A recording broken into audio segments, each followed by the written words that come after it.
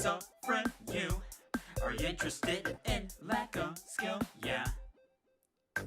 Or maybe some suck. I'm just a new guy for the love of game. Wait, don't go, I know it's bad. Times have changed, but not by mad. Don't you know that games are my thing? Yeah, I know it's getting real late. Come on, look at me. I even do storytelling. Also podcasts on great game subjects. Okay, yeah, I'm not a Markiplier or a PewDiePie. But hey, that's what makes me so unique, right? Right? Right?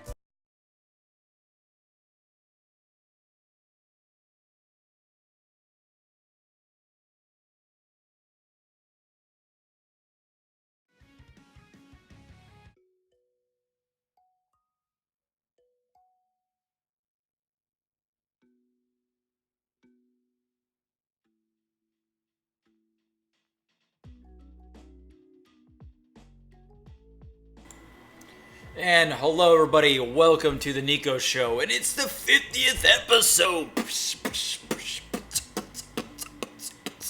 50th episode of the NIKO Show. Thank you all so much for stopping by to check out NIKO Show and its useless information. I'm just kidding. I should give myself more credit. But I'm very, very happy to be doing this and continuing it.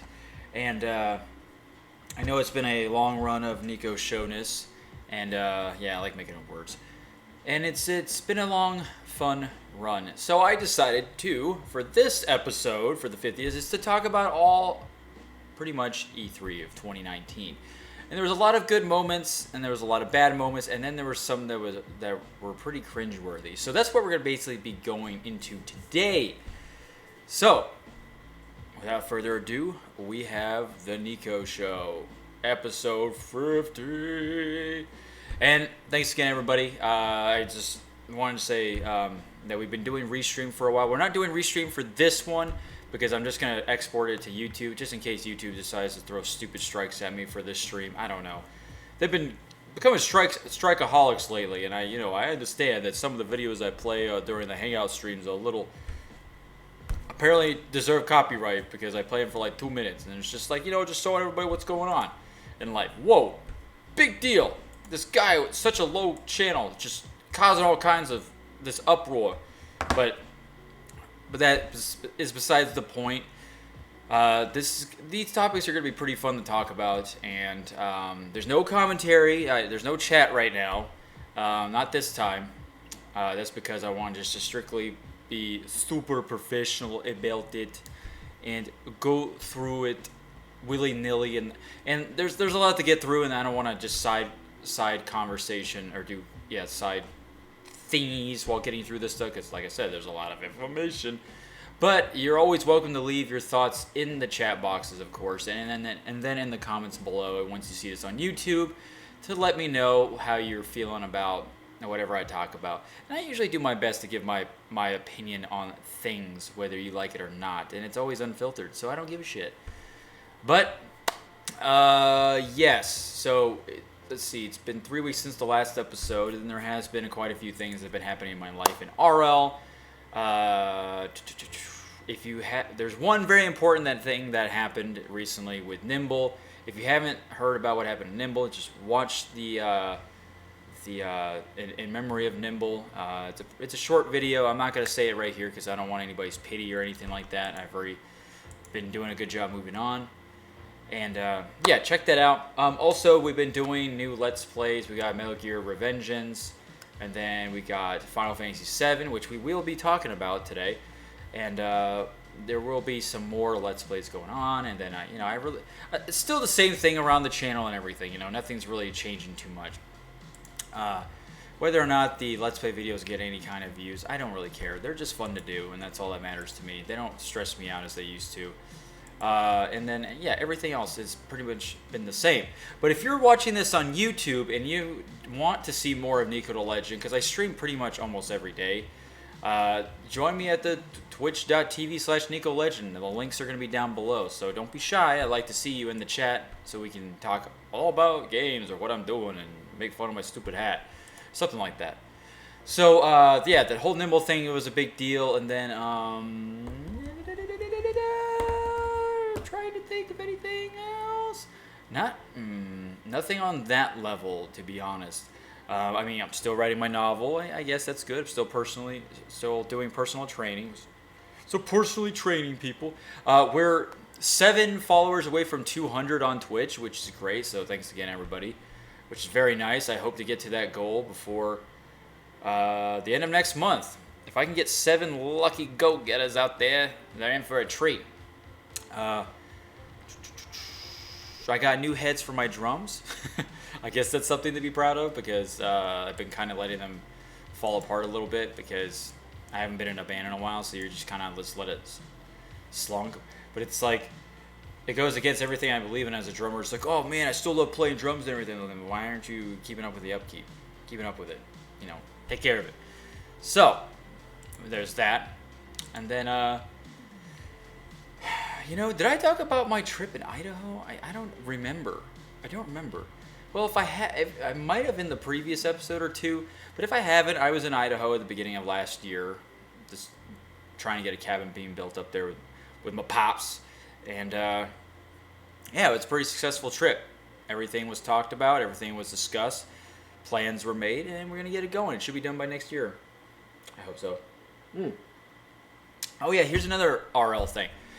So tomorrow I might be pretty sure about 90% I'm going to be buying tickets to go to New Zealand. Now, I've been planning this trip for a while, for pretty much up to this point from the beginning of the year. I've been wanting to go to New Zealand. I want to go to Queenstown for a good week exploring and backpacking.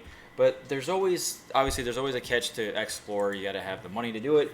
And my friend and I were pretty good on planning on the ticket prices, the days, the sets. But unfortunately, the ticket prices have shot up about twice the amount. They have doubled, which is very unfortunate, because then I can't go, and I have to do some more studying and researching, and hopefully I find a good deal, And that 10% the 90% got wanting to go, that 10% is me just being stressed out by it, me not being able to afford it at the time allotted. Like I say, I'm going to buy it tomorrow, but will I don't know. We might not be able to, because I might not find that cheap price I found earlier. It might be more work than it's worth. Maybe I'll go somewhere to explore in the great US of A. There's plenty of amazing, beautiful places to explore for way cheaper. Way cheaper. Maybe when I get more income, it'd be a more of a obtainable goal. But I still think it was great saving up the money for it, at least half of it in the savings. But anyway, so that's a pretty big thing. I just want to have a nice old big trip like that. See them hobbits. And I hope it happens. If it doesn't, well, it's not time yet. Not time. Yeah. All right. So games. Well, Super Mario Maker 2 comes out tomorrow, and I can't wait to play it tomorrow. This will be uploaded today, of course. So tomorrow, I will be doing an 8-hour stream. I don't know the exact time yet. I will post it in the Discord server. It's going to be somewhere around early afternoon. So if you're going to be one of the many lucky people to have to obtain Super Mario Maker 2 and you're too busy to check out me playing the game, that's completely understandable. Or we can play together. Watch, if you can't play together exactly, friends and all that, we're playing with randos. Or locally with Deal and I, which would be really fun. And yeah, like I said, it's going to be a pretty long premiere stream. I want to get my good hours into it before I work on the weekend. And then the rest of the week, I'm going to be pretty much playing that game. And yeah, hopefully I'll be done with the Mass Effect 3 trilogy playthrough today. I hope I get done today. It might be a longer stream than I'm hoping for, but we'll see. We shall see. But yeah, super excited to play that. All in all, I just beat Resident Evil 2, 4th time beating that game. It's a fantastic game. I think it's pretty much a masterpiece of a game to me. If you haven't checked that out, please check it out. The game is so much fun, so much content. Yeah, they play in the Old Republic. I mean, I've been doing the streams on YouTube and Twitch, which I forgot to mention. I've been doing that a lot now, is restream by streaming on multi-platforms. So I want both audiences to be able to see it, guys. Come on by whenever you see me on the stream. If you want to, hang out with me, it'd be nice to hang out with my subscribers, and especially when I'm doing Mass Effect, when half my channel pretty much is Mass Effect videos. So come on, guys, let's come in and hang out and let's talk about this. It'd be really fun, I think. So let's get down to business. That was not meant to be a Mulan reference. I'm sorry if that made anyone so upset. We're gonna go right into it. Here we go. So, like I said before, we get some good moments, disappointing moments, and awkward moments. This is gonna be obviously the most disappointing moments of E3 2019. From our lovable favorite IGN source, because I'm a late. Well, not all of it's from IGN. Just these two I found on E3 2019 news. All right, so let's go on the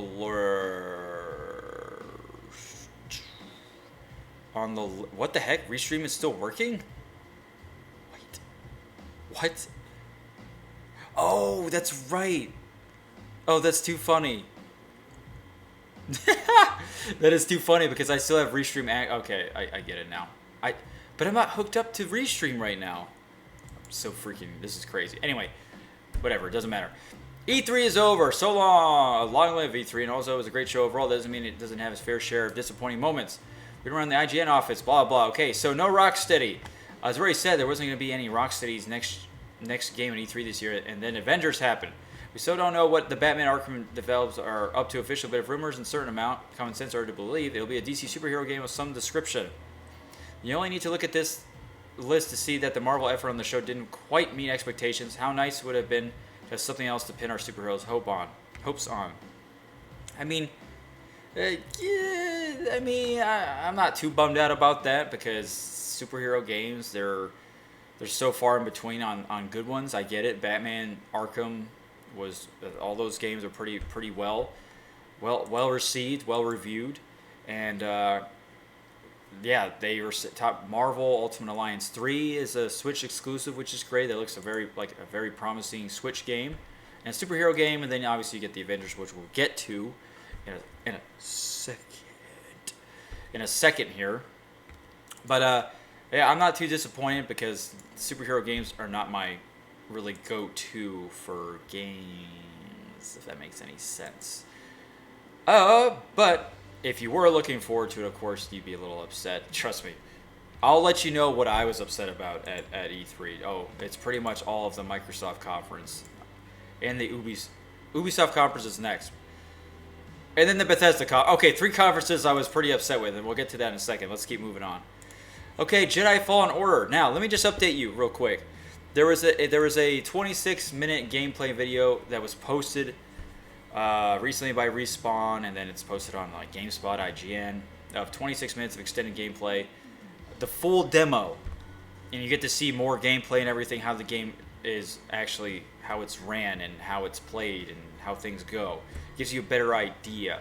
I wasn't too upset with the demo they showed. I don't know why people are just so anusy about that, but let's read why IGN felt anusy. Avengers and Battletoads were underwhelming, but I don't want to say disappointing. My instinct is wrong on this one, but I felt a great disturbance in the Force while watching that Fallen Order trailer. I'm sure it will be a solid enough game, but I was selfishly expecting something more new. I don't know. I just hope no Bothans died to bring us information. Yeah, there's really not much to go on. Like I said, some people were just upset because they didn't show enough gameplay, or was it? I mean, it's alpha. Just remember, people, it's an alpha play demo. Alpha demo, so not all the textures are going to look amazing, not all the gameplay mechanics are going to be finite, they're not going to be refined to the final release, and it's cut up into different segments or whatever. It's for presentation value only. And then I thought it was cool that they released an extended gameplay, because apparently Respawn really felt crushed under that pressure from the neckbeards. I'm like, come on, guys. Anyway, all I hope is that they, after watching the extended gameplay, it was pretty good. I was pretty stoked to, get my hands on this game. Still skeptical because it's an EA game, and I still don't trust them. Okay, no one should ever trust EA because they have fucked up plenty of games and developers and all that yeah, good stuff. Just look at BioWare, look at Visceral Games, look at the Ultima franchise. The list goes on. And all Bothans died on that one. So it's gonna be a wait and see with this one. That's I just hope that everything about it is good. It's got good story, gameplay, characters. It works. It's fun. That's all I care about. And what was the last thing? Oh yeah, I hope they make the blasters go faster at you. I hope Stormtrooper blasters just go maybe halfway faster. It's a little too slow because you could just easily dodge out of the way of Stormtrooper blasters. You don't even have to use force powers. I'm like, that's kind of stupid. To me, that's kind of stupid. They should be shooting pretty much the whole freaking time. Because, as in the movies, they just keep shooting and they hope they hit something. That's a lot, to me, that'd be a lot better for difficulty's sake. But the fighting looks pretty cool, so, I can't argue with that one. Alright, so Xbox E3's conference. Well, not like it in cool Xbox One games, yeah, sure. This was an opportunity for Microsoft to really lay down the gauntlet and grab the next generation by the horns. Not to mention, make up the ground it lost on last console generation. Yes, Xbox One flopped the dung real hard, just like the Wii U. Not as hard as the Wii U, but almost there. Half announcing your console after the debacle of Xbox One seems like a strange choice. And I agree. I agree wholeheartedly. There's only a couple things that really interested me at the Xbox conference. A lot of they were all trailers. There was really any gameplay. The only thing that had gameplay was like Tales of Arise, which is cool. I like that series. I like the Tales series. But Halo, Gears of War, come on. Like Gears of War didn't even have like a demo gameplay like they did for Gears 4. What the fuck? Like they had a really awkward CG trailer that made absolutely no sense, really. And then Halo Infinite, they could have showed something gameplay related. Nope. Instead, that Microsoft was just boasting about their fucking console. Look how powerful it is. Oh, this is all about the gamers. Shows rarely any gameplay footage or any really cool next-gen titles coming out. Biggest disappointment for me was there was no Fable 4 announcement. There was no going back to old IPs. There was no Banjo-Kazooie game, no Conker game. Battletoads, okay, that's a rare game. I'm like, okay, that's interesting, but to be honest, I really didn't like the art style approach they went with that game. It looks too it looks too silly. Okay, they're silly already. They're Battletoads, but you made them You made them into cartoon figures. Oh god, they already had cartoon attitudes. Now you have to basically nail it down even more on the coffin. But it might be still a good game, But anyway, Halo Infinite was also a big disappointment because guess what? We wanted people to see the power of the Xbox, the next Xbox, with the power of Halo. They're like, oh, here's Project Scarlet, and then we're announcing it, and it's coming out next year. Here's the thing, this video. And then it doesn't show anything. It just has people talking about it. Oh my god, they talked about it last year. Shame. Anyway, the list goes on. Like I said, there's barely any gameplay footage. Not really. There wasn't really too many IPs I really gave a shit about. Exclusives. Xbox exclusives. The Halo was the only really interesting one, and then Tales of Arise. Hey, Scurvy Balls Lamont.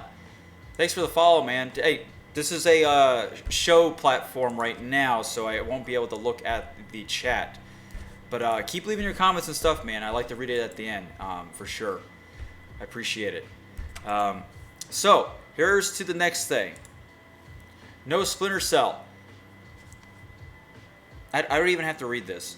I don't have to read that whole thing. Okay, so the fact that we were getting all these rumors and all these things working up to Splinter Cell and how it was being, you kind of get that feeling that it's like, oh, it's going to come out. This is definitely here. This is, we know for a fact that they're working on it. That's you can just look it up. People have been begging, and like I said, we've been wanting a Splinter Cell since the last one. And I don't know, maybe it wasn't ready.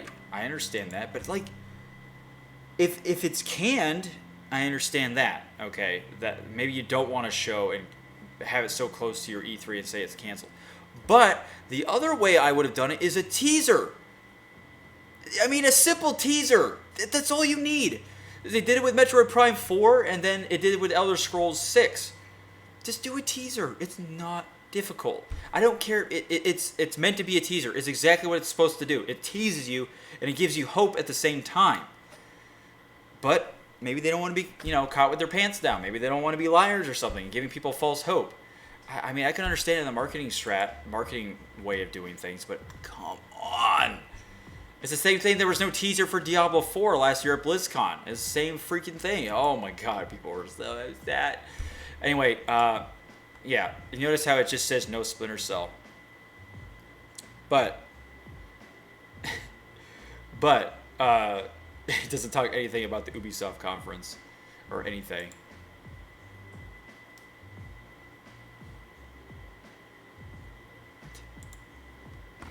Bum bum ba dum bum bum ba ba. Oh my god. So, let's go on to the next thing. I'm not answering any calls while I'm doing a show. No PlayStation presence. Okay. Obviously, Sony wasn't there. They weren't there. And I think that's what really was the Achilles heel for E3. Now I get it. Sony didn't really probably have too much to show. They've shown enough last year as it is. And there's, they showed some Death Stranding footage. Well, it was actually a lot of footage before E3 started. And then supposedly Last of Us Part 2 is coming out next year. And then Ghost of Tsushima, they didn't really show anything about that. So the fact that Sony wasn't there at all, it did hurt. It didn't hurt Sony in any way, I don't think. Not really. Not on the grand scheme of things, but definitely hurt E3. But this is a good way for the other conferences to shine. You know what I'm saying? This is their biggest shot to add something to the mix. Bethesda could have done it. Microsoft could have done it. Ubisoft could have done it. And they really, a lot of them just flopped the dong.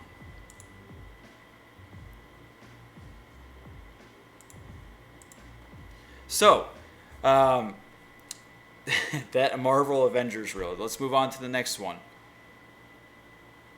All right, so. Oh, hold on. 1 second.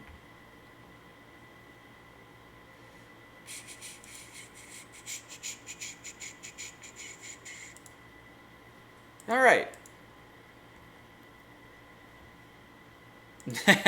Oh, I wonder what happened to him. God, what a fucking weirdo. Jeez. Anyway, let's move on. Okay, I'm gonna minimize. Oh, I can't minimize this. All right, that's fine.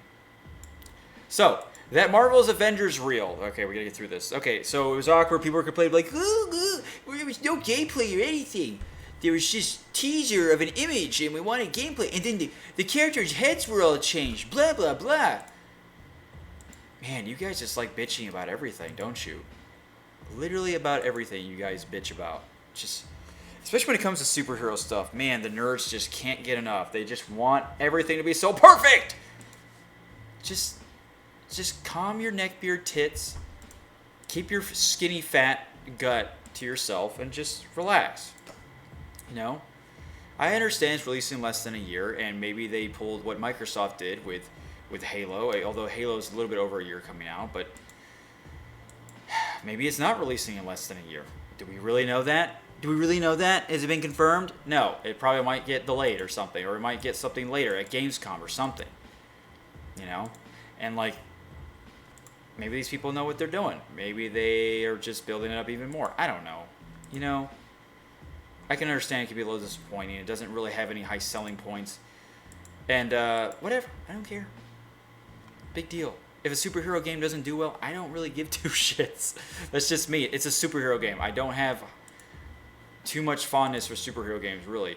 Well, I will get Marvel's Spider-Man eventually. Maybe. I don't even know if I'll be getting that this year, considering all the games coming out this year.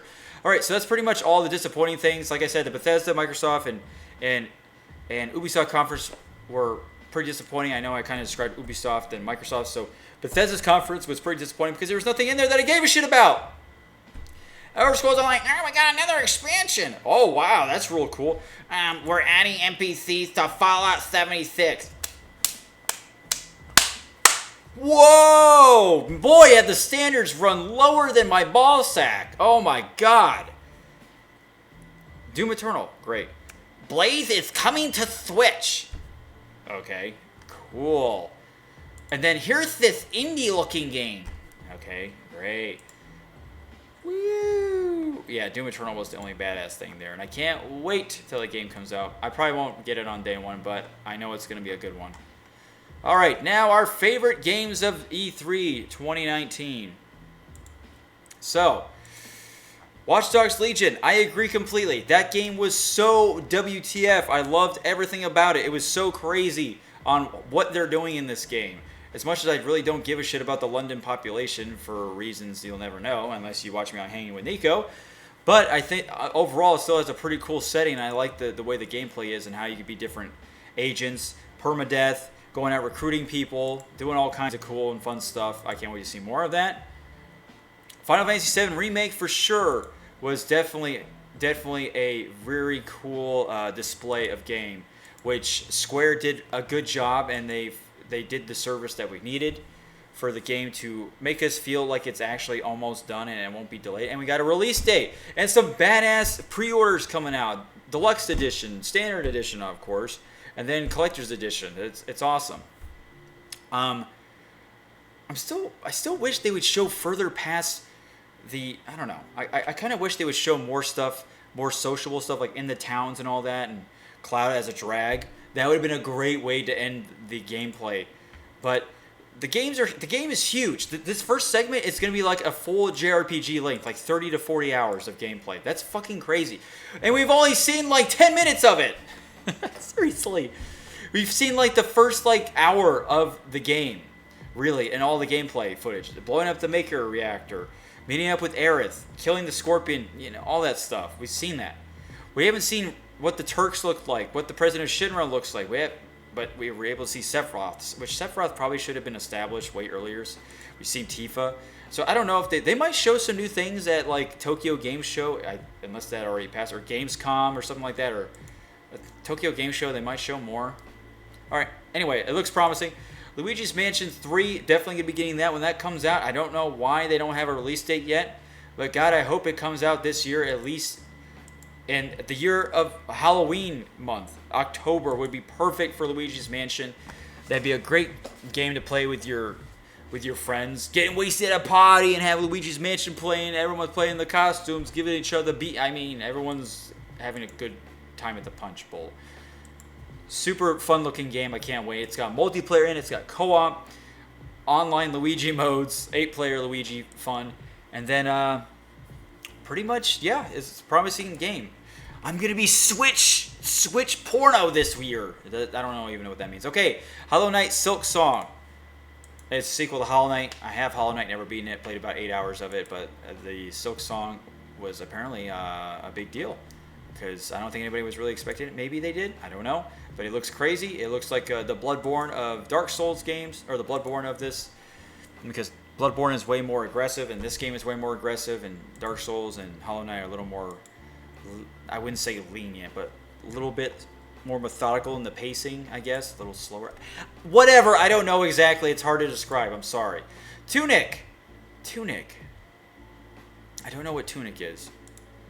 After hearing the new build of Tunic on Microsoft, I snuck in a few moments to play. Equally cute protagonist. Oh, it's a fox that looks like Link. Link as a fox, basically. Well, if you're into furry shit, you might like that. All right, next thing. Doom Eternal. Yes, Doom Eternal looked fantastic at E3. It looked really good. I'm very happy that it's coming out this year. And it's a very good-looking game. I hope it's even better than the first one, which I really do think. There's some really, really deep canon lore that's being added to this game. The 2016 one did a fantastic job on just reminding you, not on nostalgia, just reminding you of what made Doom so badass to begin with, and just kind of just guiding you with a simple story, simple plot, not just to overwhelm it, because it's fucking Doom. The original Doom really didn't have too much of a story. Doom 3 was pretty simple too. It's just a Demon's Gate, it opened up and demons are coming out type deal. But this one looks like it's got the most lore in all the Doom games, and it looks freaking cool. You get to find out who you get an idea in the Doom 2016 of who the Doom guy really is and what he does. But then in this one, you get to see it even more. You get to really find out why the demons and so apparently angels now fear him. It's going to be a badass time. Anyway, put the lotion away. All right, so this last one that IGN posted, Cyberpunk 2077. Yes, it's going to be a fantastic game. I have complete faith in CD Projekt Red. Now, about 95% of my faith will be in this game, and I think it's going to be great. It should. I swear to God, if it doesn't, then the whole world's going to explode, apparently. The only thing I hope they really get down is they've never done a first-person game, I don't think. They've done mainly third-person with the Witcher series, and the Witcher series they're all good games in terms of story and stuff, and characters and whatever, all that. It's a great RPG franchise, but the only thing they really still lacking is the combat. The combat in all three Witcher games are still pretty clunky. Man, Witcher 3's combat would get very frustrating at times. It's the best out of them all, but it's not. It still needs some polish. It still needs some working on. Of course, the first one is terrible, and I had to stop playing because the combat was so shit in that game. But the second game I never really played, but I did actually play it, and it wasn't too bad. I actually found it pretty decent. It wasn't too bad. And then the third one, it wasn't all bad, but it had its moments where it frustrated me quite a lot. And then, so them doing a first-person game, I hope they do a good job, especially incorporating some RPG mechanics. I hope they take strong influences from what they created in Witcher, but also from other games like from Obsidian and Exile, BioWare, those big games that do BioWare doesn't really do first-person games, but you know what I'm saying. When it comes to refining gameplay and making it fun, So you gotta always look to the greats. Obsidian, you can go look at Fallout New Vegas, like that game was apparently really good. Never played it, but one day I will. And then you got Outer Worlds, which is an Obsidian game, which I really want to play, and it comes out on October 25th. I can't wait for that game. Get it on PC. Unfortunately, it's going to be on Epic Games Launcher. Oh, well. Okay, so that's their favorite games of 2019. I know there's many more, but we got to get through these articles. All right, so this one's a little bit more, maybe political? Maybe? But it's all E3, remember that. So, E3 is changing because video games are changing. So what does that mean? We'll find out. So Sony is a no-show. Nintendo stopped hosting a traditional press event years ago. What does the future hold for E3? And what can we expect to see this year? I mean, when was this article written? Oh, June 9th? That's pretty much a little bit before E3. Well, I guess I'll give my thoughts afterwards. All right. Next Wing brings chaos. Okay, so this is actually pre-E3, but we can still get an idea. So E3 Expo, or E3 for short, began life in '95, partly in response to disrespect towards video games as an industry. Yeah, and it's actually still being disrespected to this day. It's fucking unbelievable. And now video games are treated as a mental illness. Video game addiction, I'm sorry. It's a fucking... God, I wish they would go to school. So, which they did, but apparently they didn't learn the proper things about what illness truly is. After being tossed into the back ends of shows like CES, often intense, video game publishers decided to break out of their own and create an event just for video games. The rest was history. Over the course of the next few decades, E3 became a juggernaut. For years, E3 has been the battleground on which major publishers like EA, Activision, and Ubisoft battle for the attention of games, press, and the wider public. A space where platform holders like Microsoft, Nintendo, and Sony reveal new consoles or announce pivotal big ideas. Sony unveiled the first PlayStation at E3 in '95. Microsoft took the wraps off Kinect in 2009. Perhaps most famously, Nintendo showed off The Legend of Zelda Twilight Princess for the first time, and the crowd literally went wild. By the way, I was one of those people. Holy shit! That first trailer they showed, badass. If you haven't seen the E3 trailer of Twilight Princess, you should definitely check it out. That song they use is great, and if you're a movie buff, you'll know exactly where it comes from.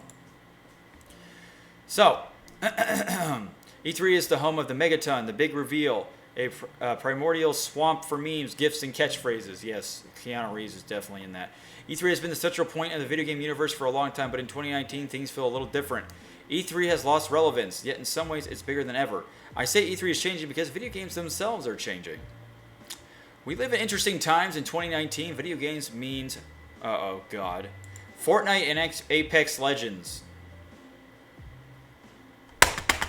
It means live streaming and rapid digital delivery. It means free to play. Oh, God. Oh, God. It's going to be so hard for me to get through this. It means mobile... and Hollow Knight. Oh, thank God. And breakthrough indie hits. Oh. Two-man teams. Today, the concept of video games has branched and broken down into multi-headed hydra that's near impossible to encapsulate. Let alone express in one single event. E3 flourished at a time when games as a product were at their most focused. They came in a box you bought in a store. You played them on consoles you plugged into your television. Simpler times. Every 5 years, the cycle repeated itself. New consoles, new games, grand leaps in technology, and visual fidelity. But the cycle as it once existed is beginning to fade, and we're seeing those changes reflected in what E3's become and what it's about to become.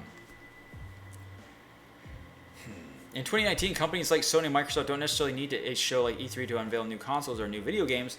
At the very least, E3's value as a platform for engaging media has diminished. But see, it's not E3's fault. It's these companies' fault. This is the way they're handling this new chain of technology and just the way everything's viewed now. All right, Nintendo was perhaps the first to realize this. The company still appears at the show, but it no longer holds a traditional press conference. Now it runs an episode of Nintendo Direct, a pre-recorded video package previewing its upcoming lineup, streamed live on its YouTube and Twitch pages. The Nintendo Direct presentation isn't even unique to E3. It's a format that Nintendo uses frequently throughout the year, showcasing whatever product it happens to be selling at that moment. And by the way, I love their Directs. I think their Directs are cool as shit. I always find it fascinating to see this stuff, what Nintendo has to offer. And I think it's a smart marketing strat. You know, they did it. I think they they even do a press conference for the Switch being unveiled. They just did a Direct, and I was okay with that. That was fine. It leaves less room for awkward moments. Nintendo doesn't need E3, but it sure as hell takes advantage of the hype that still surrounds it. Now, everyone else is in the process of playing catch-up. Microsoft has Inside Xbox, and Sony recently launched State of Play, a YouTube-style show that mimics Nintendo's Direct.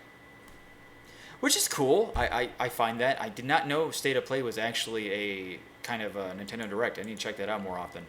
The more you know! This is why you look into the articles, folks. In these curated spaces, the companies are in complete control of the message and stream it directly to the eyeballs of consumers. Okay, so there's that. So now consoles have changed. E3 started in '95. It's a different, barely recognizable world. We were a full decade away from YouTube, a full 16 years before Twitch. Back then, a trade show was the most efficient way for publishers to get games in front of the press, and therefore potential customers. Hey, you like my cursor? Whoa, look at me! I'm a cursor. I'll take that off. All right, there we go. In 2019, that feels like ancient history. The media as it once existed still exists. But man, there's been a tremendous power shift. Audiences no longer need a middleman or woman. Okay. Or even if they do, it's more likely to be an angry YouTuber influencer than a member of the press. That's funny. Audiences. Really? You have to fucking... Oh my god. They had to go politically correct for this stupid middleman shit. God, I fucking hate journalists. In 2017, E3 opened its doors to the public for the first time, issuing 15,000 passes for those willing to pay money to attend like it was Comic-Con. In 2019, E3 is like Comic-Con. It already is a public event. Live streams of the conferences have been made available for years. Nintendo's Treehouse live stream available on Twitch already provides just as much access to games content as the press had on the show floor. So, this year Sony is not attending E3. It feels significant. And okay, let me just... Okay. Okay, so that's pretty much it, because it just talks about where you can view the conferences, what conferences are playing, and then talking about Sony. Okay, so yeah, I'd say, like I said before, Sony not being at their the press conference really did hurt a lot of things, because because Nintendo was the only one that had a decent conference, a good conference. All the other conferences were just ass. They really were. I mean, don't even try to deny it, people. Like, you might have saw like one game that made you go, whoa, that looks cool, but overall, you know, it was garbage. It was complete garbage. Probably one of the worst E3s ever. Just kidding. I don't know. I've only been watching E3 since like, I don't know, like 15 years ago. But like I said, if Sony's not there, then these other conferences might have more pressure, but goddamn, this gives you the best chance to deliver. And Nintendo was definitely, they took advantage of that. They were showing all these great exclusives coming out this year and next year. It was just so great, all the games they announced and all the cool shit they did. But then everybody else flopped, of course, and then, yeah, it's just bad. It's just bad vibes. And you know what? It happened this year. Whatever. It's not every conference is going to be amazing. I get that. At least it's not like the fucking shit video game awards, which apparently everybody just. I don't know why anybody ever watches that crap, because it's always awkward and it's really, I don't know, just stupid. I mean, it doesn't really show. I don't know. Just mixed feelings, you know. But all said and done, like I said, maybe next year's E3 will be the biggest, because Sony will be there. Microsoft will be showing fucking gameplay for all their next gen titles. Thank God. Hopefully, jeez. Bethesda might have something for their new Space Elder Scrolls-esque game. Skybound, Sky, I don't fucking know, whatever. They showed a teaser and then they don't even talk about it at E3 this year. Maybe Elder Scrolls 6 will be there even. Something. Maybe Doom 20 will be there. I don't know. But yeah, hopefully we get to see the games they would want. Like I said, Fable 4. But anyway, let's move on. I don't know how this is making you guys feel. Like I said, it's just one conference that one expo that just didn't really live up to standards. Thank God Nintendo finished it up, wrapped it up all nice in a bow. And yeah, hopefully next year is better. All right. So this is no. This just needs no explanation, really. I can understand why. But here comes the fanboys, all rising up on the buttfuck wagon, of course. So, if you don't know how I feel about Final Fantasy VII as a game in itself, well, let's just say Final Fantasy IX is my favorite. And I made a video on YouTube. It's on the display. It's on the main page of why 9 is better than 7. Anyway, I don't need to explain why. But admittedly, I am pretty excited. Now, I'm not saying 7 is a shit Final Fantasy game. Don't get me wrong. It's just not my favorite. And everyone has their own favorite Final Fantasy game. But man, this game looks amazing. Holy shit. Like, remember when we saw that technical demo on the PS3 back in the day for Final Fantasy VII? Now we can just do 3 times the comparisons now. Now we get to see what it looks like today's tech. Oh, Lord, it looks amazing. It looks fantastic. And they're doing such a great job with it. And I don't think it's going to be anywhere as close to the shitty combat that Final Fantasy 15 offered. I hated that combat. It was garbage. So they win Best of Show and Games Critic, Best of E3 2019 awards. Yeah, well, it's perfectly good. So they definitely took the top spot. And like I said, they showed a good amount of gameplay. They explained a lot of the stuff in it. We got to see some updated visuals and current, kind of something promising stuff. And then we get a release date and some cool pre-order bonuses. And I hope they don't delay it. I know those guys are working very, very hard to get this game out, this first episode. And I think it's fantastic that it's going to be on 2 Blu-ray discs. I so wish it was on 3, because then it'd be so fucking nostalgic, but whatever. I mean, if you get the deluxe version or the collector's edition, you get the soundtrack, so it'll have 3 discs anyway. But 2 discs, I think that's badass. I really like that. I miss swapping discs out. I think that it's just a me thing, a personal thing. I'm a bit of a traditionalist. Like, I like playing JRPGs where you have to switch to disc. I think it's cool because then it has a lot more of like a progressional thing. It is like it's like reading a book. You finish one chapter and then you go into the next chapter. It's exactly like that. So the discs are like that too. It covers up a big portion of the game, and then it kind of it's a good breakaway. Like you could take a break in between discs if you want. I mean, also you can just turn off the game and not play it for a while. But these breaks are pretty good. You feel a lot. You feel really accomplished, and I really like that. I'm glad that it goes on 2 discs, which also just proves that the game is going to be freaking huge.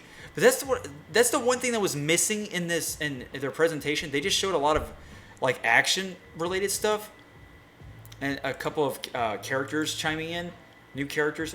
I really wanted to see how the game actually functions in the social aspect. When you're in towns, what you're able to do, what added side quests there are. Because they're going to add a ton of...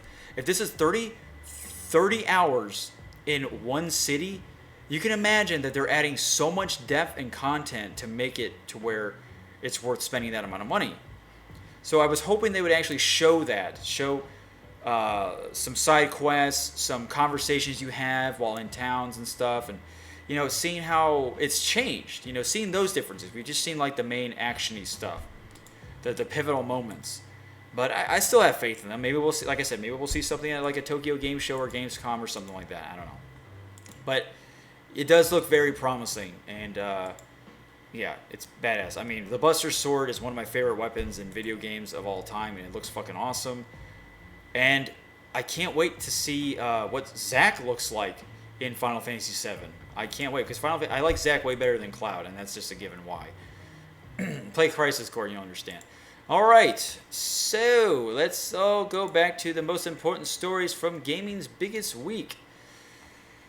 Oh, Project Scarlet. Well, we talked about this before, right? Well, Holiday 2020. Well, there's absolutely nothing about it that makes me interested in it whatsoever, because they just talked about they just talked specs. But they didn't show any gameplay, so I don't give a shit. Ooh, they're actually pushing for backwards compatible, which is pretty good. An optical drive, along with backwards compatible for the last 3 generations. That's pretty badass, okay?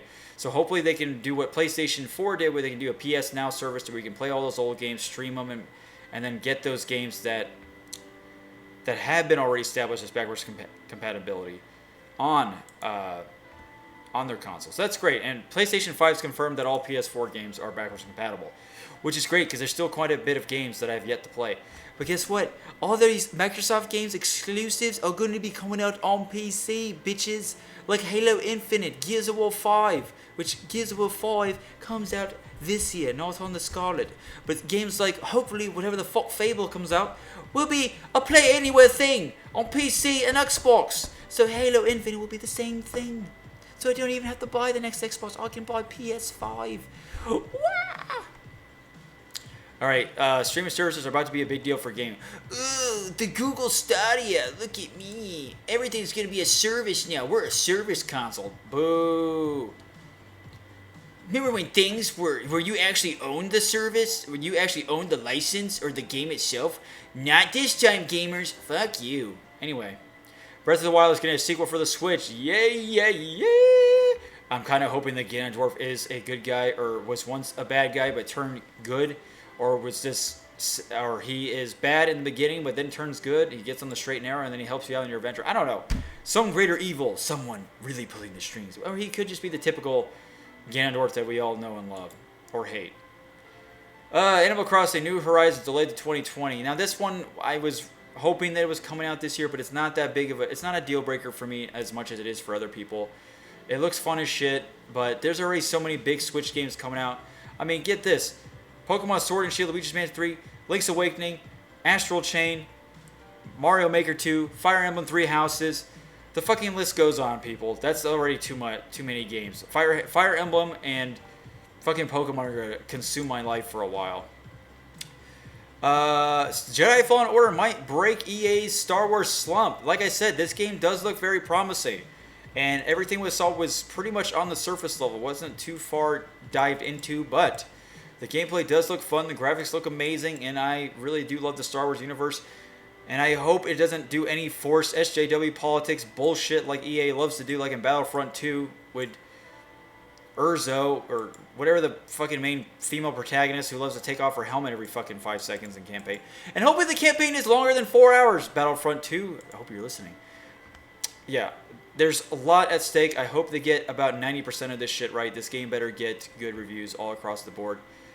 And I hope that the dark side, known as EA, stays away as much as possible on this. Kind of like how they did for Mass Effect 2. And we saw what BioWare was capable of. And then we saw what happened with Mass Effect 3. Trey, it's hurting me! I'm sorry. So Square Enix finally reveals the Marvel's Avengers. Well, everyone thought it was awkward, blah, blah, blah. Characters looked weird, I guess. Didn't show gameplay. Anyway, moving on. So, Cyberpunk, Final Fantasy VII, Death Stranding, all got actual release dates. That's great. Now we have something to look forward to for next year and this year. That's really good. All right, I'm excited for all those games besides Death Stranding. I'm not getting that game for sure. But Final Fantasy VII and Cyberpunk, you can bet your goddamn dollar I'll be getting those games. All right, the final article. So, whoops. Here's who won the attention war at E3 2019. Who won? All right, let's see here. All right, let's see. So, we got fans tweeting about the favorite announcements. Okay, let's just read the introduction. So, the E3 Expo drew more than 66,000 people to the Los Angeles Convention Center last week. The real battle for attention happens on social media, where the goal is to steal the minds of millions of gamers around the world. Twitter measured the activity on its social network and found that people tweeted the most about Nintendo, Xbox, Sony, PlayStation, Square Enix, and Bethesda. The funny part, of course, is that Sony chose not to exhibit at E3 this year. In past years, the Entertainment Software Association, which puts on the show, says that more than 1 billion impressions are up for grabs at E3. As for games, the most tweeted about newly announced were Final Fantasy VII, Cyberpunk, Breath of the Wild, Animal Crossing, and Marvel's Avengers. The gaming conversation on Twitter comes from all around the globe, and it was no different during E3. These were the countries that tweeted the most about the event: United States, Japan, United Kingdom, Spain, and France. During E3 itself last week, the most tweeted about games were Pokemon, Fortnite, Splatoon, Super Smash, and Apex Legends. Dang, Nintendo taking 3 spots? Fuck yeah, dude, that's impressive. These were the moments that generated the most conversation. Fans were tweeting about their favorite announcements from Nintendo Livestream, Keanu Reeves, the announcement of Final Fantasy VII, yeah, we get it. So, in addition to being some of the most discussed topics on Twitter, all #1 worldwide trend on Twitter during the respective E3 conference, the event itself using hashtags. Hosted by Jeff Keighley, brought their E3 Coliseum live to Twitter for the first time ever, featuring exceptional guests including Elon Musk and Jack Black. Oh, that's kind of neat. Okay, even though the show floor closed due, there was still plenty of action. Okay, so, well, anyway, that's, I guess, interesting. I thought that was a better article. Well, folks, that's pretty much wraps it up for the Nico Show. I would like to hear what you guys have to say in the comments below, or I will read what you guys say in the chat box. And, yeah, like I said, E3 it got a D rating, and the only reason it has a D and not an F is because Nintendo made it really good. And you would think, since Nintendo had such a good conference, it would raise it up to a C. But no, 3 shitty conferences in a row, and Nintendo was the only one that actually did something. It wasn't even really a conference. It was a direct thing. They were even there, and they won. They stole the show. How embarrassing. But, like I said, let me know what you guys think. I hope you did enjoy E3 2019 in some fashion, some typical viewing fashion.